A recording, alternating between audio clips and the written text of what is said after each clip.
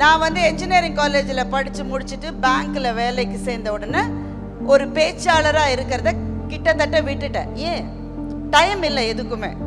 Bank வேலையே நேரத்தெல்லாம் சாப்பிட்டுட்டு இருக்கு. ஸோ ஒரு 8-9 வருஷ கேப்புக்கு பிறகு பாப்பையா சார் என்னை திரும்பி கூப்பிட்டாரு. லேண்ட்லைன் நம்பரை கண்டுபிடிச்சு, நீங்கள் தானே காலேஜிலலாம் பேச்சு போட்டியெல்லாம் பேசினவங்க? ஆமாம் சார், நான் தான். இங்கே ஒரு ரெக்கார்டிங் இருக்குது, நீ வந்து பேசி கொடுக்க முடியுமா ஒரு பட்டிமன்றத்தில்? ஐயோ சார், டச்லேயே இல்லை, பேச்சு வராது எனக்கு. யாரு? எனக்கு பேச்சு வராது அப்படின்னு சொன்னேன். இல்லைம்மா, நீ வந்து ட்ரை பண்ணி பாருமான்னு சொன்னார். அந்த இடத்துல ஆடியன்ஸே கிடையாது. ஏன்னா it is a close recording ஷூட்டில் தான் அது நடந்தது. அந்த இடத்துல எனக்கு முன்னாடி ராஜா சார், தாக்கு சார் எல்லாரும் பேசுகிறாங்க. என்னுடைய டேர்ன் வந்து நான் பேச ஆரம்பிக்கிறேன். பேச முடியல. ஏன்னா ரொம்ப நாளாக பேசலைனாக்கா மைக்கு கையில் எடுத்த உடனே கையெல்லாம் நடுங்க ஆரம்பிக்கும், வார்த்தை வராது. So I was a complete failure. பேச முடியல. அந்த மைக்கை கீழே வச்சுட்டு பாப்பையா சார்கிட்ட, மன்னிச்சுக்கோங்க சார், எனக்கு பேச முடியல சார். ஒரு காலத்தில் பேசிட்டு இருந்தேன், காலேஜிலலாம் கலக்கிட்டு தான் இருந்தேன். பட் இவ்வளோ கேப் வந்தோடனே பேச முடியல சார்.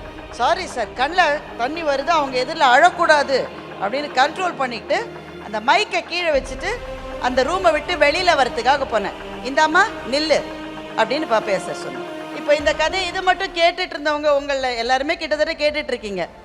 உங்கள் எல்லாரோடைய கவனமும் இந்த கதையினுடைய ஒரு விஷுவலைசேஷனுக்கு போயிருச்சுன்னு நான் நினைக்கிறேன். உங்கள் மனசுக்குள்ள ஒரு ரெக்கார்டிங் ஷூட், அந்த ரெக்கார்டிங் ஷூட்டை நீங்கள் யாருமே பார்த்ததில்ல, நான் மட்டும்தான் பார்த்துருக்கேன். ஆனால் உங்கள் கண்ணு முன்னாடி ஒரு ஸ்டூடியோவை நீங்கள் பார்த்தீங்க, பாப்பையா சாரை பார்த்தீங்க, அந்த இடத்துல இருந்த ரெக்கார்டிங் எக்யூப்மெண்ட்ஸை நீங்கள் உங்கள் கண்ணில் பார்த்தீங்க. இந்த இடத்துல நான் வெளியில் போகிறேன் கண்ணீரோட, இந்தாம்மா நில்லு அப்படின்னு பாப்பையா சார் என்னை கூப்பிட்டார் அப்படின்னு நான் கதையை நிறுத்திருக்கேன். இப்போ நீங்கள் எல்லாரும் அந்த புள்ளிக்கு வந்துட்டீங்க. என்ன சொன்னார் அவர் என்ன சொன்னதுனால இவங்க திரும்ப வந்து பேச மேடைக்கு வந்தாங்க. அவர் என்ன சொன்னாருன்றதை நான் மேடையிலேருந்து இறங்கிறதுக்கு முன்னாடி சொல்கிறேன்.